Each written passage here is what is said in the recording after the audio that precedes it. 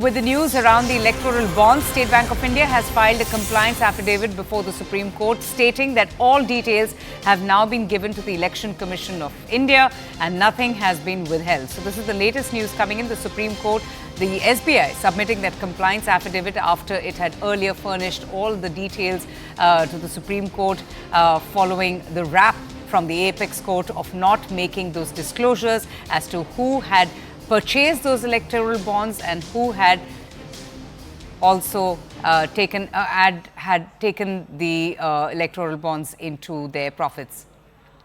Ananya joins us for the very latest on this. Ananya, so what's the latest about this compliance affidavit that has been filed by the State Bank of India? Tell us more.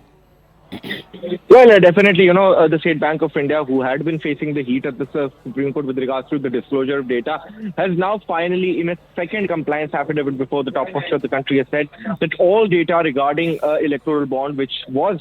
within its purview, has been submitted to the Election Commission of India. And I'll read down para 7 of this particular affidavit for a benefit of our viewers. The SBI chairman goes on to say that it is respectfully submitted that the State Bank of India has now disclosed all details and that no details other than the complete account number and KYC details have been withheld from disclosure in terms of the directions passed by the Supreme Court in its earlier order. In fact, it has also,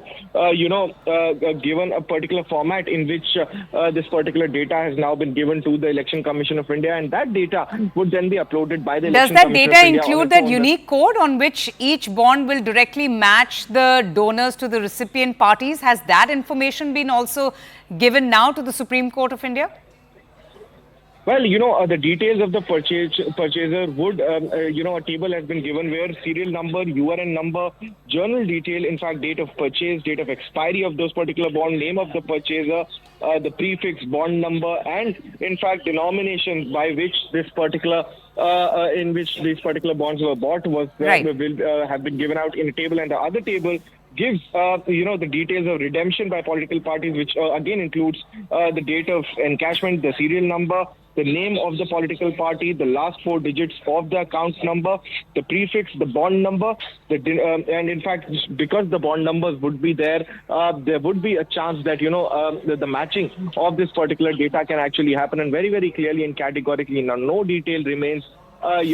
something that is in the blockade, and very, very clearly, very, very soon, the Election Commission of India will be uploading this particular data on its own website. Matching donor details, the State Bank of India had said was a Herculean task, takes a lot of time to file information on electoral bonds. They had already disclosed the names of those who had purchased the electoral bonds and had also given the information to the Supreme Court of who had encashed those electoral bonds. But now the State Bank of India filing that affidavit in the Supreme Court to the Election Commission saying that all information has now been given by them to the Election Commission.